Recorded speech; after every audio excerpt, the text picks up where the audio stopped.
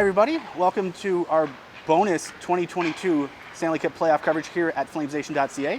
I'm Ryan Pike, and we're really excited to have Frank Seravalli from DailyFaceoff here with us, covering the whole series in Calgary and Edmonton between the Flames and the Oilers. Awesome to be with you, Ryan.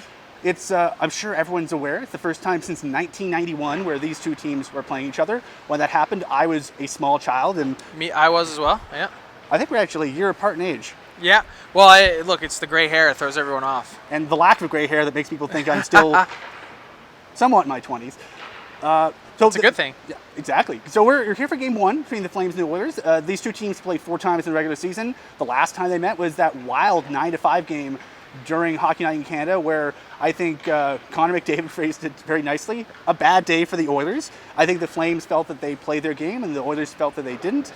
And now, coming off of a pair of very exciting 7-game series, these two teams match up. Frank, what are you looking for in the first game?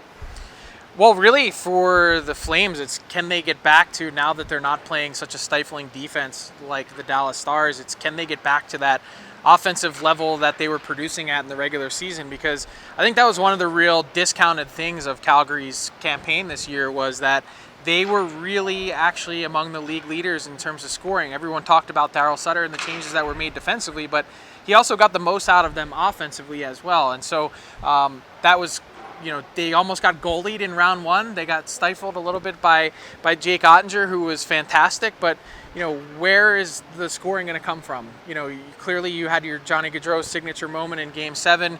You got a lot from Michael Backlund and some other guys in round one, but I need to see more from Matthew Tkachuk. Is someone like him, 100-point scorer this season, 40-plus goals. He needs to step up in the second round, and man, it just feels, Ryan, like when you look at someone like Matthew Tkachuk, was there anyone more so suited in this series that was born for the Battle of Alberta than Matthew Tkachuk? Now, in the Dallas series, the Flames seemed to, really dominate at 5-on-5. It was the 4-on-4 and the special teams play that really disrupted their flow. With Edmonton's power play, they scored, I think, 36.8% of their opportunities in the first round. How important do you think it is for the Flames to keep this at 5-on-5? Yeah, pretty significant. But I think there's also an opportunity there with how well the Flames penalty kill did against Dallas, and part of that is just the goaltending that they got from Markstrom. Is they have an opportunity to frustrate. If you can knock some of the Oilers' stars off their game, Connor McDavid, Leon Draisaitl, as the health question looms large with Draisaitl, how impactful will he be in the series? When you talk about momentum in the playoffs, it's not just about getting a key penalty kill moment here or getting a key power play goal there. It's also, can you build up some frustration in the opponent's stars? And particularly, I think you can do that and ride that wave of momentum when it comes to the playoffs.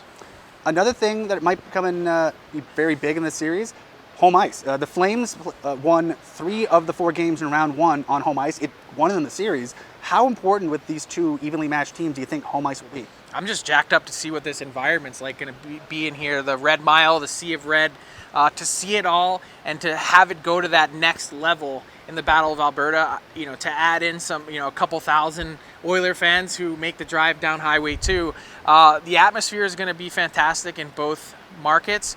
I'm not a big believer in home ice. All the Oilers have to do is win 1 game of the first 2 in order to snatch it back. And, I think they're going to be in a good spot. Someone will be at some point that loses home ice, I would think. So I don't know. I never really tend to put a lot of stock in home ice. Well, that's it from the Saddledome. Game 1 goes at the Saddledome, 7:30 p.m. Mountain start on CBC, Sportsnet, and ESPN in the United States.